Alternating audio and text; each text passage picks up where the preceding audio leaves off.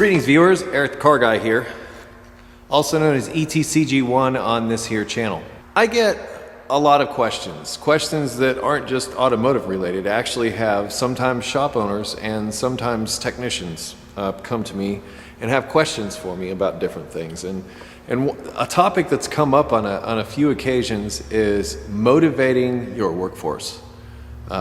Yeah, believe it or not. And I just thought I'd take a moment in this video to talk a little bit about that and my experiences with it. When I worked at the dealership, we worked on a team system. And we had 2 teams of 4, and I was a team leader of one of those teams. So basically what that meant is I pretty much delegated the work, which means I did a lot of the crap work. And also if something went wrong, I was pretty much the one that got in trouble. So it wasn't like any position of power whatsoever, but you know, just in title only is pretty much what it was. So I could be proud of that fact. Yay. In that situation where you're in a team system, it's flat rate, and we've talked about flat rate in the past, where you basically get paid per job and you flag each job depending upon how long a book time or a warranty time dictates that job is worth. So say for instance you do an oil change and it's 4/10 or 3/10 of an hour, that's what you get paid, and you write that down on a little sticker and put it on the back of the paperwork and send it off. Well, a team system is flat rate plus. So instead of just you working as an individual, flagging all your own work orders and that kind of thing, all 4 people on our team were all flagging the hours. And then at the end of the week, we all split it equally 4 ways. So each of us got 25% of the total hours billed for all 4 people. Particularly in this situation, motivation was a big factor, because there was always the you're not doing enough, or you're taking all the gravy work, and gravy work is the easy stuff.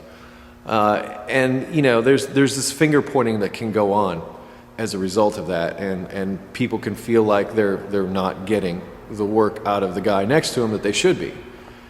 Well, I'm not going to get into the whole team system dynamic here, but the way that I addressed this was accountability. What I did was I had a board. In fact, I think I still have it around somewhere, a whiteboard, and it was divided off in a grid every day of the week, each technician. We didn't write down our names, we just wrote down our technician numbers. So, in fact, dealerships are all about numbers. So, you don't really have a name, you have a number that corresponds with your paycheck. Well, we each wrote down our numbers individually on that grid for the days of the week, and at the end of the day, we would all write down how much we had flagged individually, including myself. So we'd all write down at the end of the day, I flagged, 25 hours, so-and-so flagged, 25 hours and 30 hours and so on and so forth. And that's what it was. So some days you'd be up, some days you'd be down, but you could pretty much see, right there it was in black and white, quite literally. In black and white, what each person was doing. And it's funny, because after doing this, just doing this little thing, everybody really bought into it. There was no resistance to this. We're all like, okay, yeah, let's do it. Let's just put it out there. This is what I'm doing, and it's for all the world to see. Everybody can look at it. Everybody can see who's slacking and who's not slacking. And it was really amazing that everybody bought into the system, and the complaints about so-and-so's not doing enough, so-and-so's not doing this. I mean, there were still some issues that would crop up, but not nearly the issues that we had initially. So as far as motivating your workforce, I would say there's 2 things. One is kind of what I just mentioned, accountability. Accountability can go a long way. But along with that accountability, as far as the motivating factor, and mind you, my idea didn't cost the company a dime. I mean, in fact, that whiteboard was already laying around anyway. We just commissioned it and used it for what we were using it for. Aside from the accountability of, okay, this is what I did, so you can either take pride or not take pride in what you did, there's also just the little things. It's just saying, good job. And I'm dead serious. If you can actually work people just about to death if you can just sit them down or pull them aside and tell them, you know what, you're doing a great job. Because honestly, I think most people just want one thing: recognition. And I'm not just talking about in the repair industry. I'm just talking about in general. If you're looking to motivate somebody, positive reinforcement is the way to go. It's always the way to tell them they're doing a good job and mean it. You know, and that's the thing. If you're a manager who's sitting up in your office, your nice air-conditioned office, and you're, you know, doing your paperwork, and yes, you're busy, you're on the phone and whatever, and you got your own stuff to deal with. You're like this.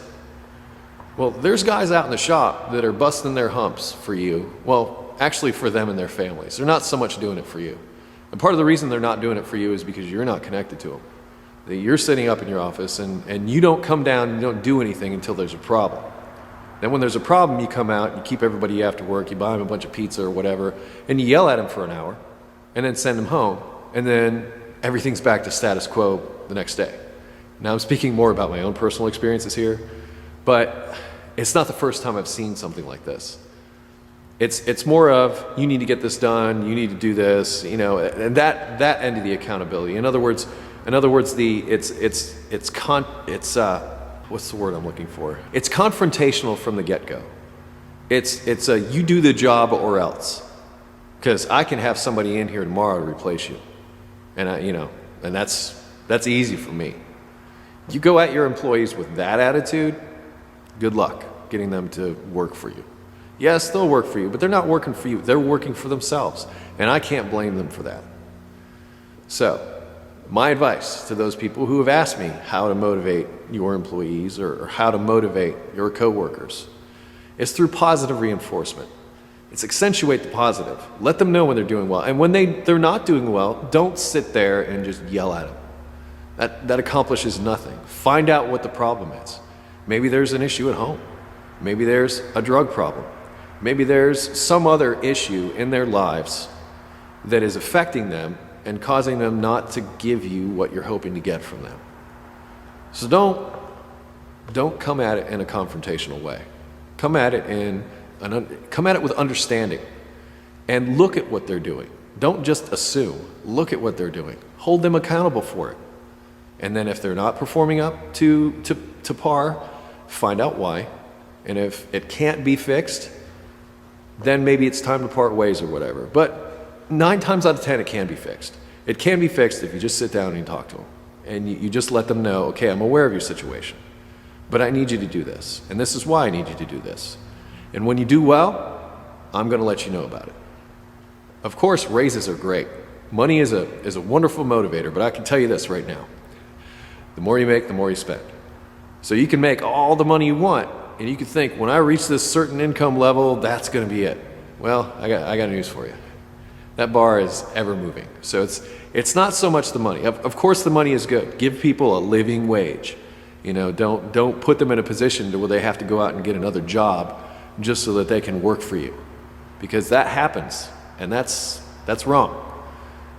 People need time away. People need time with their families. People need to know why the heck they're working.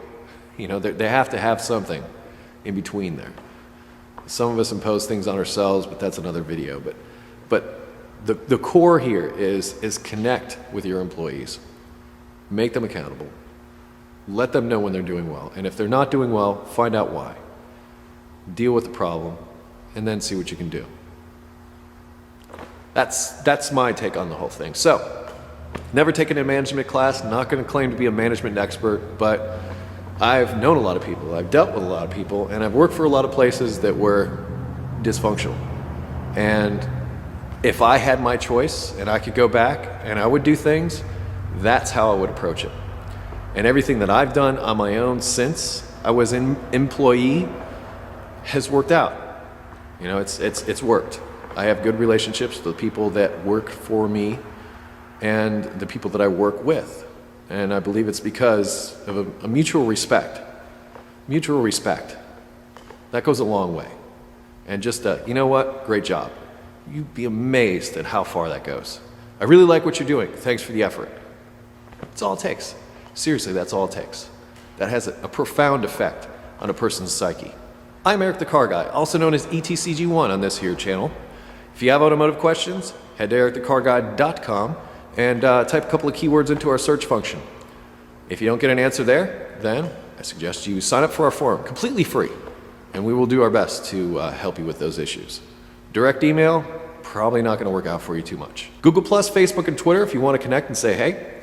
Other than that, I close with be safe, have fun, and stay dirty. And I will see you next time. Remember, Eric the Car Guy thinks you're doing a good job.